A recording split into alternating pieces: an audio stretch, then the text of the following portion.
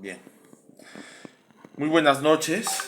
Vamos a comenzar esta pequeña telecapacitación. En realidad, muchas gracias. Vamos a comenzar esta pequeña tele-IS para tocar un tema importante, que esto pues espero sea de utilidad para cada uno de ustedes, y ya que es un tema que espero sea útil a todos ustedes, donde vamos a hablar nosotros acerca del stroke isquémico, también llamado o como parte del infarto cerebral. Este stroke isquémico vamos a ver nosotros, esta es una capacitación dirigida principalmente a la comunidad y también al personal de salud. Esta es una tele-IS, con lo cual nosotros vamos a tocar este pequeño tema para que comience la población también a entenderlo. Entonces nosotros, cuando hablamos de la enfermedad vascular cerebral, hablamos de dos tipos, de un tipo isquémico y de un tipo hemorrágico. Es decir, puede haber de tipo de falta de sangre o de tipo sangrado dentro del mismo. Entonces nosotros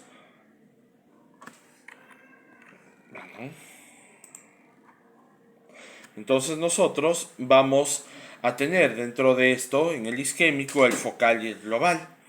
Y vamos a tener en el hemorrágico la hemorragia subaracnoidea, la hemorragia cerebral, que puede ser a nivel del parénquima o a nivel de los ventrículos. Y dentro de este isquémico tenemos el focal y el global. El focal vamos a hablar del ataque isquémico transitorio y el infarto cerebral, que es el que nos compete. Este infarto cerebral puede tener tres mecanismos. Puede tener un mecanismo embólico, puede tener un mecanismo trombótico y puede tener un mecanismo de hipoperfusión. Entonces, estos tres mecanismos son necesarios conocerlos e identificarlos para que nosotros podamos tratarlos. ¿A qué nos referimos con esta clasificación del infarto y por qué la tocamos dentro de esta tele-IS? Lo principal que nosotros tenemos que tener en cuenta es que esta clasificación nos va a permitir ver las múltiples etiologías o causas de este infarto cerebral.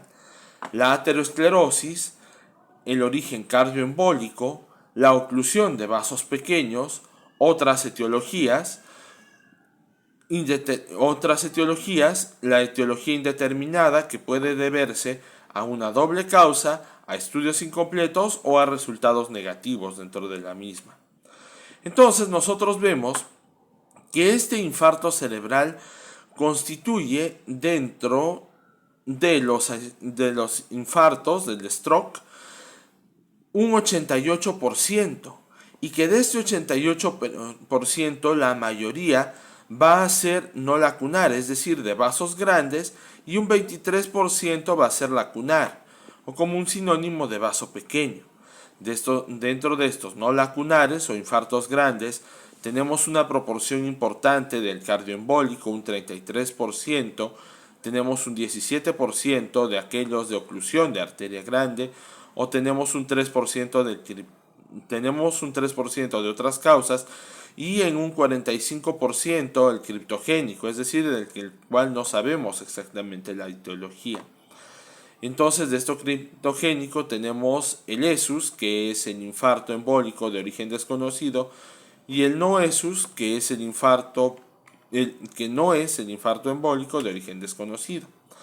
Dentro de las causas, nosotros podemos ver que hay múltiples manifestaciones clínicas que nos orientan en ello, pero que simplemente las mencionamos para nosotros tenerlas en cuenta, ya que esta capacitación está dirigida hacia el público en general.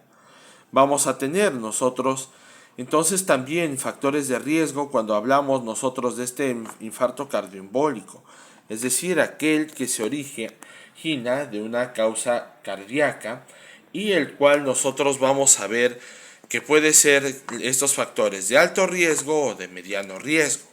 Cuando nosotros tenemos alto riesgo, hablamos de una válvula mecánica protésica, la estenosis mitral con fibrilación auricular, la fibrilación auricular, que no es una fibrilación solitaria, un trombo en la aurícula izquierda, un síndrome de seno enfermo, el infarto de miocardio reciente, un trombo ventricular, la miocardiopatía dilatada, el mixoma atrial, la endocarditis infecciosa, mientras de mediano riesgo son un prolapso de válvula mitral, la calcificación de anillo mitral, la estenosis mitral, entre otros, incluyendo el foramen oval permeable y el flúter auricular.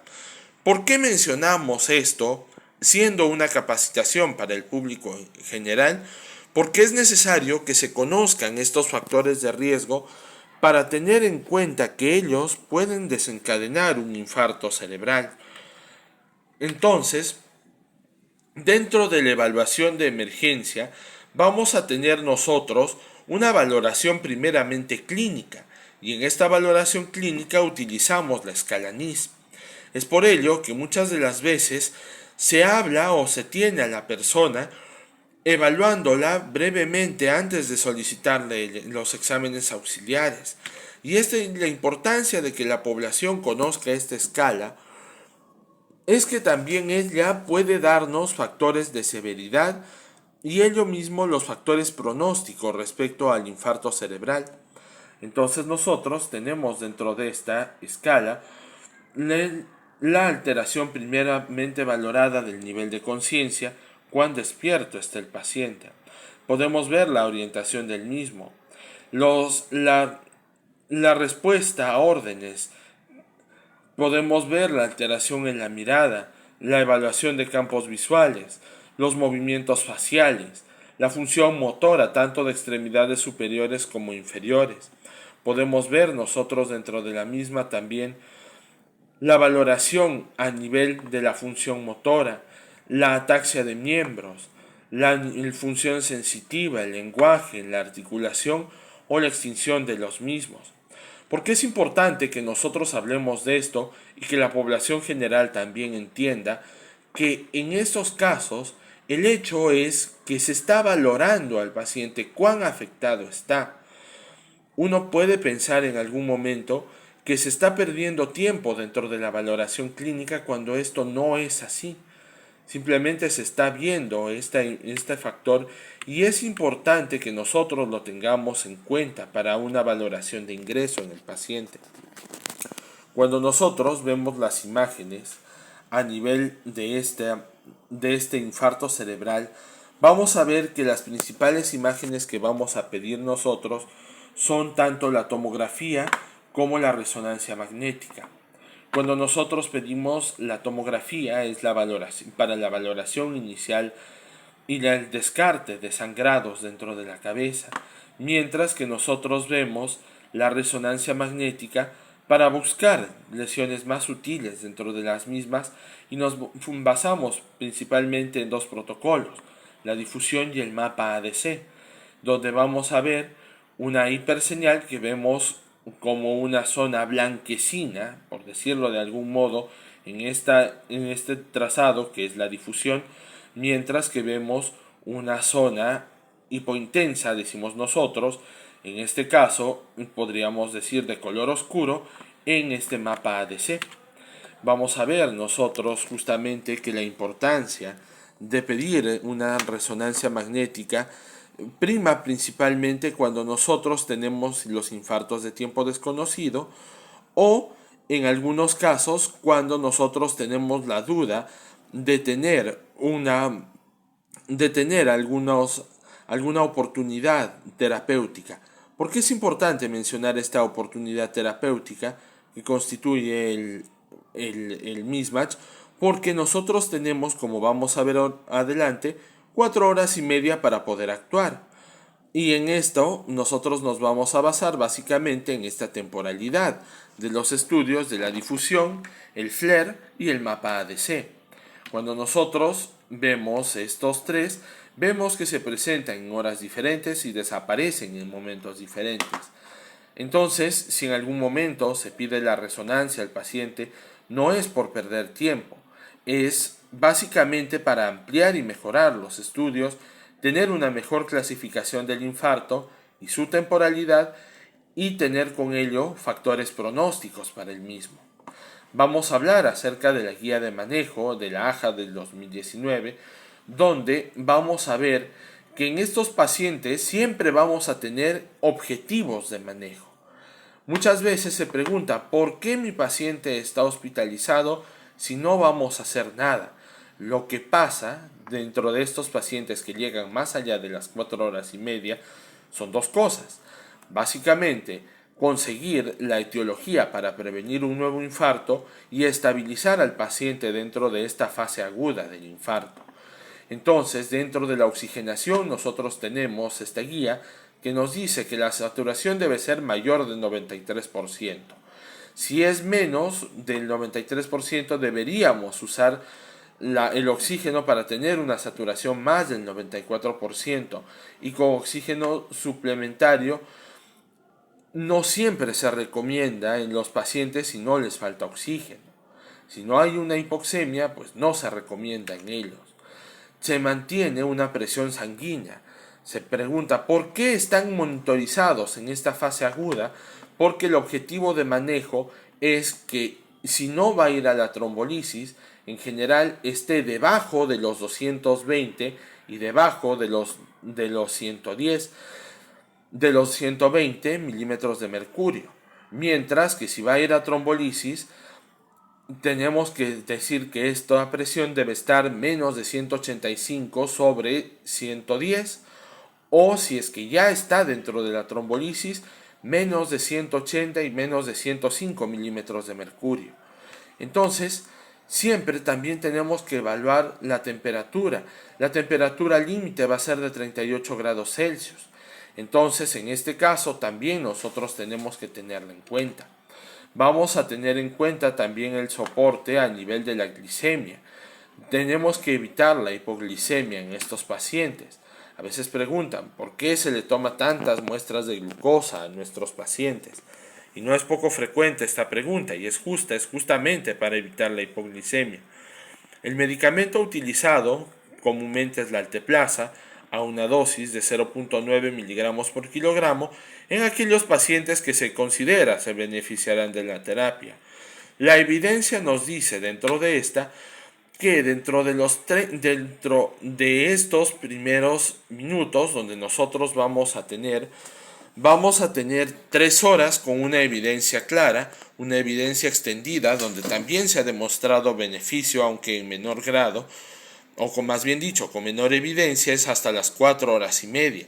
Más allá de las 4 horas y media se podría valorar mediante el uso de los mismatch en los infartos de tiempo desconocido. Este es el mismatch difusión FLAIR, que quiere decir que la lesión aparece en esta imagen de difusión, pero no aparece en el FLAIR. ¿Por qué es importante? Porque este FLAIR aparece a las 4 horas y media. Si no ha aparecido, nosotros podemos asumir que este infarto tiene menos de 4 horas y media, por lo tanto es candidato a la terapia trombolítica. Entonces nosotros también vemos en algunos de los casos el mismatch difusión-perfusión, que quiere decir que nosotros vemos una zona de perfusión en una zona o núcleo, que es la zona ya infartada que la evidenciamos en la difusión, sobre la cual ya no vamos a poder tener cambios, pero en algunos casos se ven áreas hipoperfundidas dentro de la misma. Y vemos nosotros aquí el cambio que teníamos, una zona pequeña de infarto, pero lo que nos muestra esta difusión es que no le estaba llegando sangre de manera adecuada a toda la zona de aquí, y esto nos ha generado la alteración a nivel nos ha generado una alteración a nivel de la zona de hipoperfusión, una zona que era potencialmente salvable en el tiempo. No todos los candidatos, por si acaso, son candidatos también a una terapia de trombolítica con alteplasa, entonces no en todos los pacientes se puede aplicar. Vamos a tener también nosotros el uso de algunos fármacos que en este caso van a hacer el uso de estatinas en los pacientes, que nos ha permitido en algún momento También como parte de esta terapia en el infarto cerebral. Y nosotros vemos en el uso de estatinas en los pacientes que va a ser diferente, no es una dosis estándar, no es cuestión de automedicarse, encontrar, mira, mi paciente tuvo un infarto cerebral, bueno, no lo llevo al médico y nosotros vamos a iniciarle su reemplazo porque es lo que hacen usualmente, no. No es lo que se suele hacer. Tenemos que ver la elegibilidad del paciente justamente para esta terapia con estatinas y podemos ver nosotros si es que tiene factores de riesgo, de bajo riesgo, de moderado riesgo para la misma. De manera general, nosotros utilizamos estatinas de alta intensidad en pacientes menores o iguales de 75 años, que es decir, atorvastatina de 40 u 80 miligramos, de que es la que más comúnmente utilizamos en nuestro medio para que entienda el paciente la importancia de este uso de estatinas, mientras que cuando estos pacientes tienen más de 75 años, les damos estatinas de baja intensidad generalmente, y esta es la atorvastatina de 20 miligramos. Entonces, para que tenga en cuenta el paciente, sobre todo para que ustedes como población general puedan tener en cuenta de la importancia de este tratamiento. Hay factores que van a aumentar este riesgo de enfermedad aterotrombótica, como los pacientes con síndrome coronario agudo, la historia de infartos de miocardio, la historia de stroke isquémico. En estos casos son factores mayores o de alto riesgo también ser mayor de 65 años. Es importante dentro de las mismas. Entonces, vamos a ver nosotros en estos casos que también va a haber una correspondencia. No todos los infartos, en este caso, van a tener el mismo factor cuando nosotros y el mismo tratamiento. Generalmente aquellos que no son de tipo cardioembólico, vamos a tenerlos nosotros con el tratamiento básico de aspirina o clopidogrel, que son antiagregantes plaquetarios, más el uso de alguna estatina. Pero cuando nosotros hablamos de factores de riesgo cardiovascular, en estos casos vamos a ver nosotros que podemos tener el uso de la anticoagulación o la antiagregación, del uso de anticoagulantes. Entonces, en estos anticoagulantes que principalmente usamos, vamos a tener el uso de anticoagulantes orales, que pueden ser apixaban, rivaroxaban, dabigatran, y estos van a tener una temporalidad diferente de acuerdo al evento. A veces el paciente encuentra en internet que se puede brindar esta terapia de anticoagulación oral y presiona en cierto modo al médico o inician por cuenta propia el tratamiento. Pero esto no es así. Vemos nosotros que de acuerdo a esta evaluación del NIS que nosotros mencionábamos inicialmente, es que vamos a tener una temporalidad de inicio dentro de las mismas. Recordar también que el territorio no es uno solo. Cuando dicen sufrió un infarto cerebral, no nos estamos refiriendo solamente al infarto que nosotros hemos visto clínicamente en las películas, que es la parálisis de un lado del cuerpo. Puede haber otras manifestaciones de acuerdo a la zona del cerebro que se infarte. Puede haber alteraciones en el equilibrio, como por ejemplo a nivel cerebeloso. Puede darnos infartos extensos, si es que se infarta o se bloquea un territorio carotídeo. Puede darnos infartos que también nos van a conllevar a las alteraciones visuales. Puede haber territorios pequeños también dentro de la misma. Puede darnos o no alteraciones del lenguaje. Todo depende de este gran circuito de circulación que nosotros tenemos, constituido por la circulación anterior o carotídea y el territorio posterior o vértebro-basilar dentro de las mismas. Entonces, tenemos que recordar básicamente que tanto el tiempo es cerebro, que como pacientes y personal tenemos que recordar nuestras 4 horas y media y el imagen es cerebro para que nosotros reconozcamos la importancia de los estudios imagenológicos en estos infartos cerebrales.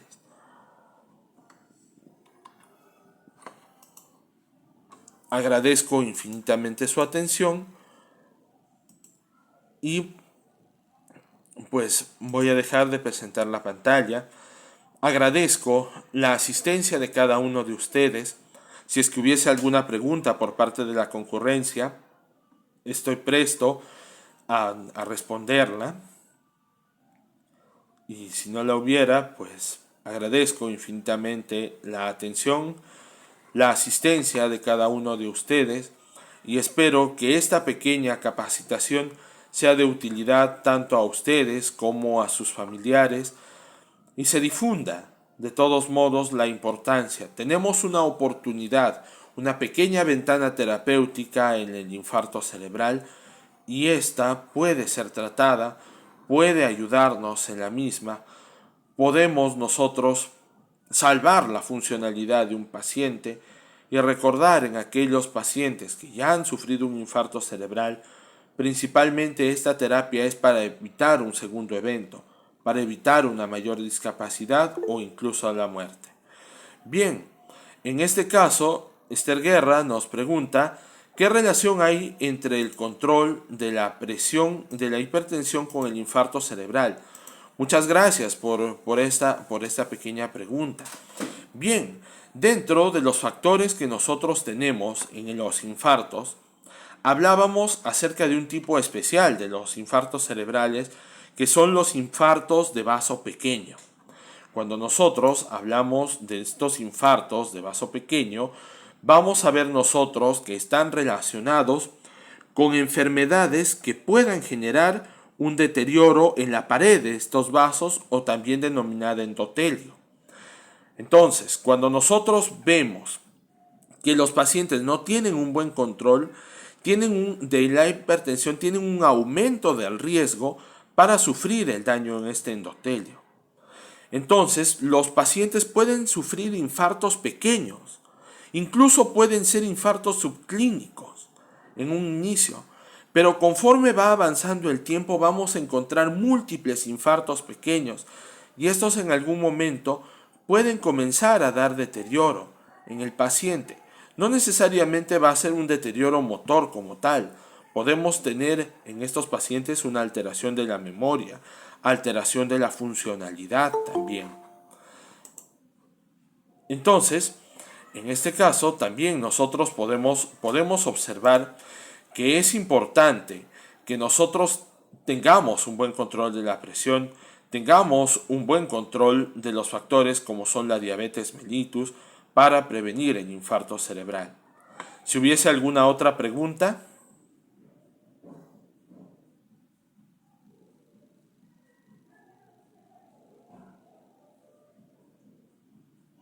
Bien, por aquí por mi WhatsApp interno me han escrito, en este caso, si es que hay algún tiempo para llegar al hospital para oportunidad terapéutica.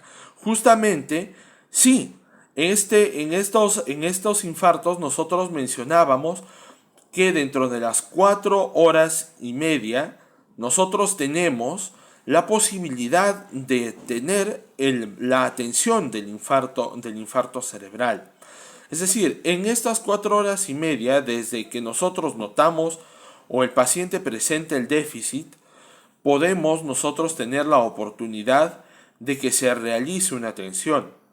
Ahora, hay un pequeño problema, y es algo que tenemos que comentar, en aquellos pacientes que presentan un infarto cerebral y que muchas veces nosotros encontramos al paciente dentro de las condiciones. Nosotros decimos, doctor, yo lo dejé bien a mi paciente, se durmió a las 9 de la noche tranquilamente y lo encontré al día siguiente sin poder hablar o sin poder mover la mitad del cuerpo. Es candidato en este caso para la terapia de las 4 horas y media, en realidad no directamente, porque no sabemos en qué momento se dio el infarto con exactitud. Podemos tener una noción aproximada con el tiempo que nosotros lo hemos dejado, calculando, pero Esto no es totalmente fiable y es ahí donde recurrimos a imágenes avanzadas, como es la de difusión FLIR, para ver si es que aparece en la imagen de difusión o no y no aparece en el FLIR, tenemos una oportunidad, un chance de aplicar esta terapia trombolítica. La otra es la imagen de difusión-perfusión, es que nosotros encontremos una imagen en difusión pequeña, un núcleo de infarto, un tejido no salvable, pero encontremos un tejido circundante hipoperfundido, que sí podríamos salvar y que podría ayudar a la funcionalidad del paciente.